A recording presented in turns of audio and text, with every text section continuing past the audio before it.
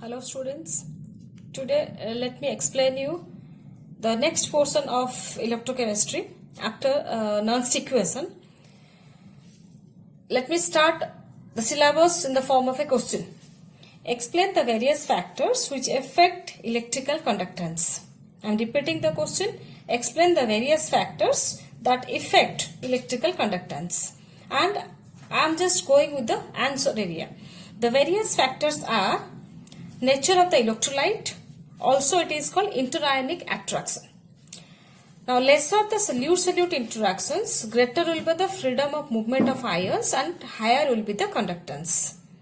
I am explaining this area or this point again, nature of the electrolyte or it is interionic attraction, which means lesser the solute-solute interaction means there will be greater the freedom of movement. That means each ion can contribute equally, can contribute in the conductance because current carrying ability is called the conductance, and the nature of and greater will be the freedom of movement of ions. Obviously, higher will be the conductance.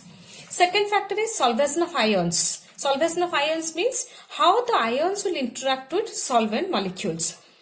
And under that, larger the magnitude of solute-solvent interaction, greater is the extent of solvation. I am repeating, larger the magnitude of solute-solvent interactions, greater will be the extent of solvation and lower will be the electrical conductance. That means, if solute and solvent molecules will interact more among themselves, if solvation of ion is more or if solute-solvent interactions are more, then obviously current carrying ability of the ions will be less. That is why conductance will be less. Next is nature of the solvent and viscosity. Before going for the explanation, let me tell you what is viscosity. Viscosity is the opposition offered to the different layers of any liquid. Okay, I am repeating. Viscosity is the opposition offered to the different layers of any liquid. For example, water is less viscous whereas honey is more viscous. In the free flow, water is having free flow, whereas if you pour honey, it will not be that free flow will not be there. That means honey is more viscous. Okay, or the different layers of honey are having opposition in their flow. Or in the different layers will be having different force or force is very less. For the free flow, the opposition is more. Now here, the larger the solvent-solvent interaction, larger will be the viscosity and more will be the resistance offered by the solvent to flow of ions, and hence ultimately lesser will be the electrical conductance. Okay, I am repeating, more the solvent-solvent interaction, lesser is the electrical conductance. So first point is more the solute-solute interaction, less the conductance. More the solute-solvent interaction, less the conductance. More the solvent-solvent interaction, less the conductance. And finally it is temperature factor. As temperature of electrolytic solution rises, then solute-solute, solute-solvent and solvent-solvent interaction decreases. Obviously temperature decreases all these interactions, which results in the increase of electrical conductance. That means the mobility of each, either solute or solvent, both increases, and that is why electrical conductance increases obviously. So these are the four factors which are affecting the electrical conductance. Now I am going to the very next important portion of this chapter, okay, which is following. Variation of molar conductance with concentration for strong electrolytes. That is variation of molar conductance with concentration for strong electrolytes. It's a 2 marks question here. And the graph here, I am just showing you the graph. Lambda n in this axis, root over C, concentration root over C is in this axis, and the nature of graph is a straight, it's a not exactly a straight line, rather very less, linearity is very less, then after some it is not linear. Okay, this is the nature of graph in front of you. I am starting with the explanation.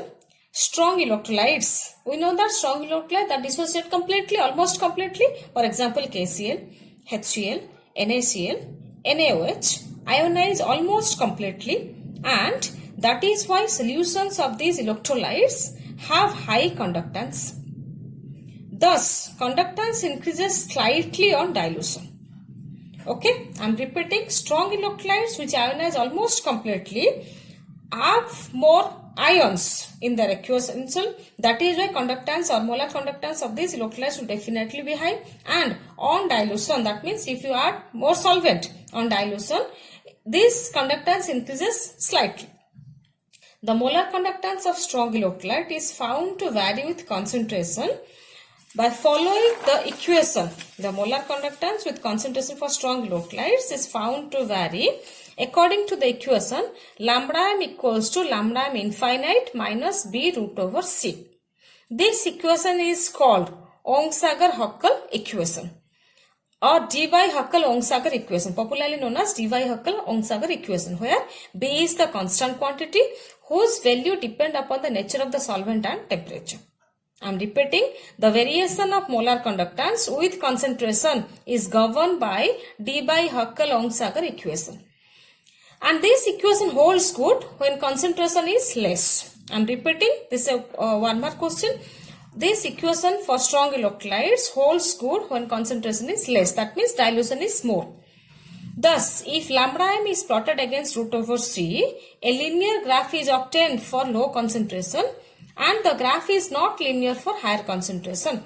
For you, I am just repeating the graph here. Suppose this is lambda m in this direction, root over c in this direction. Okay, it says that is for strong electrolyte, let the electrolyte be KCl. It says that it is linear. Okay, this is linear for low concentration, and on extrapolating the graph, extending the graph towards this axis, we are getting lambda m infinite. Okay, this is the graph in front of I am drawing again so that I can explain you in a better way. Okay, the graph for strong electrolytes, shows that there is a small increase in conductance with dilution. That means dilution means this is towards this graph. Let me tell you. Now, in this direction your concentration increases, that means dilution decreases. Now, if you come from this direction to this direction, your conductance or concentration is less, dilution is more. Okay, the graph for strong electrolyte shows that there is a small increase in conductance with dilution. When dilution is more, there is a small increase in conductance, and the reason is that on dilution the number of ions in solution slightly increases. That is why conductance slightly increases on dilution at higher concentration. That means if you go more in this direction at higher concentration, the greater interionic attraction, that is solute attraction, definitely retard the motion of the ions. Here whatever written, at higher concentration the greater interionic attraction retard the motion of the ions, and so conductance decreases with increase in concentration. Again, with dilution the interionic attraction decrease, dilution is more. That means interionic attraction is less, due to which conductance increases. Okay. Again, in case of strong electrolyte, it is observed that when the concentration approaches zero, that means just see, concentration approaches zero, it is possible on extrapolating the graph, it is possible to find lambda m infinite, which is called molar conductance at infinite dilution. Okay. Again, in case of strong electrolyte, it is observed that when the concentration approaches zero, that is when the dilution is infinite, then molar conductance approaches a limiting value, and thus molar conductance when the concentration approaches zero, that is called infinite dilution, is called molar conductance at infinite dilution, denoted by lambda m infinite. Means lambda m equals to lambda m infinite when concentration approaches zero, that is at infinite dilution. So this is what the interaction, or this is what the variation of lambda m with concentration for strong electrolytes. Okay.